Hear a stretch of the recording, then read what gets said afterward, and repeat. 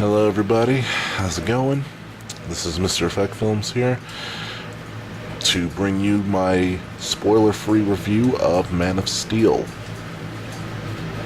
I apologize if I sound kind of sleepy. It's like 12:30 in the morning right now, so I'm a little tired.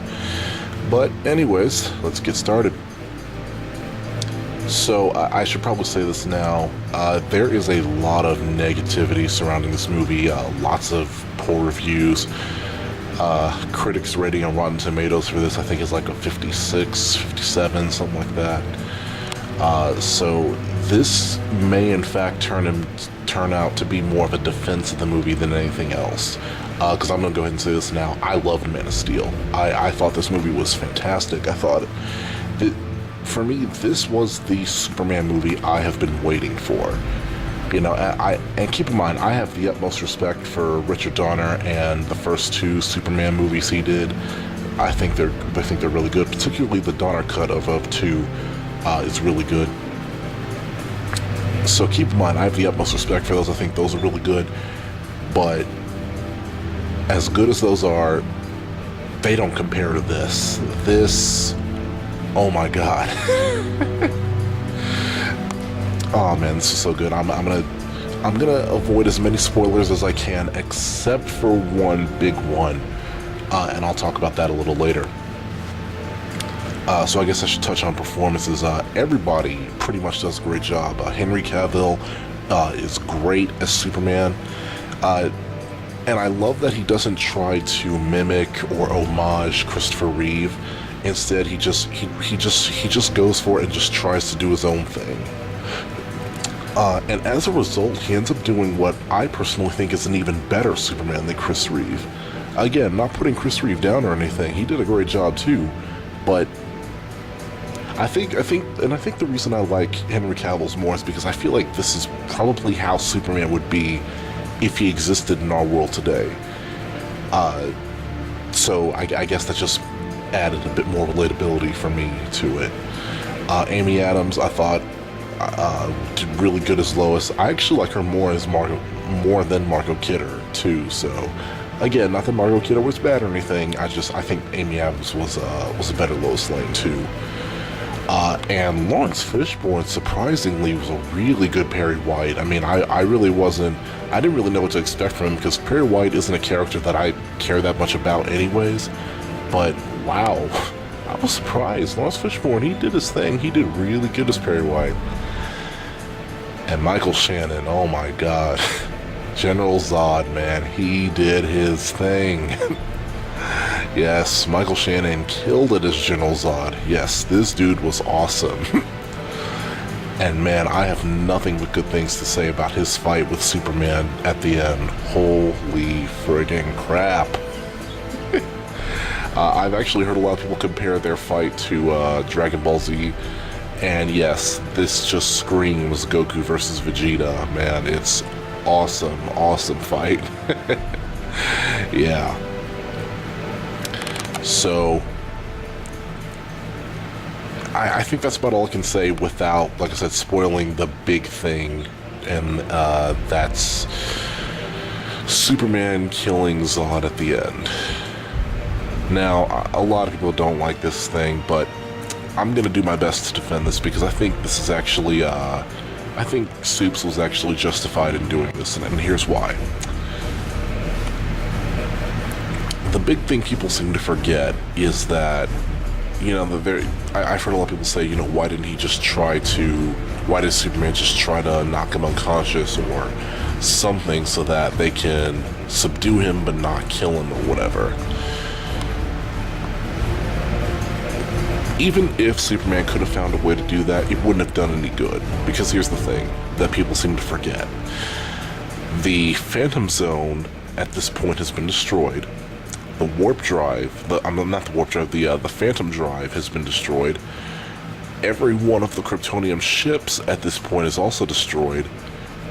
Which means, as soon as Zod wakes up from his unconscious sleep, wherever you have him, he's just gonna break out and start wrecking crap again. There is nowhere for you to hold him. there was there was nowhere for you to put this guy. Simply put, if you can't hold Superman in it, you're not going to be able to hold Zod in it either. It's just... And then the other thing, people are like, well, Superman he's supposed to be this super smart tactical genius guy, so he should have been able to lead the fight somewhere else so that he wouldn't have had to do that. Well, you would be right if this were Man of Steel 2 or 3, where he's actually had time to actually be Superman for a while, to actually get some experience, really figure out what he's doing. Because in this movie, by that point, he's been Superman for 24, maybe 48 hours? He doesn't really know what he's doing right now. He's still trying to figure out the whole being Superman thing. So I don't really think it's fair to say it's not really fair to say he should already be a complete expert at what he's doing when he's been doing it for a day or two.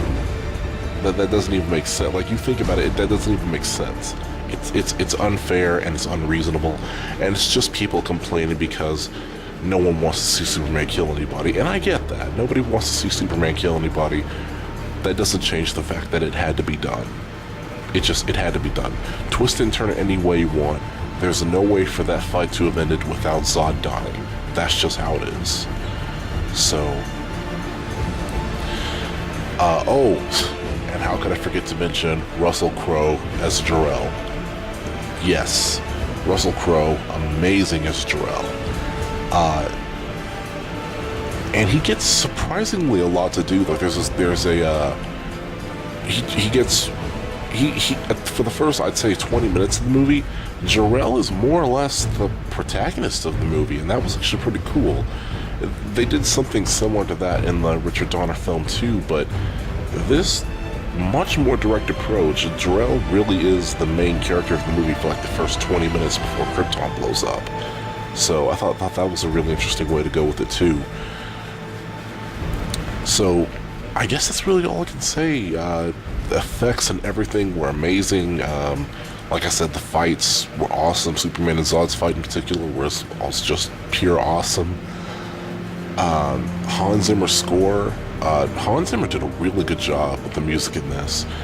There are a few beats here and there where you can kind of tell, okay, he's sort of homaging John Williams' score, but not really. For the most part, he is doing his own thing.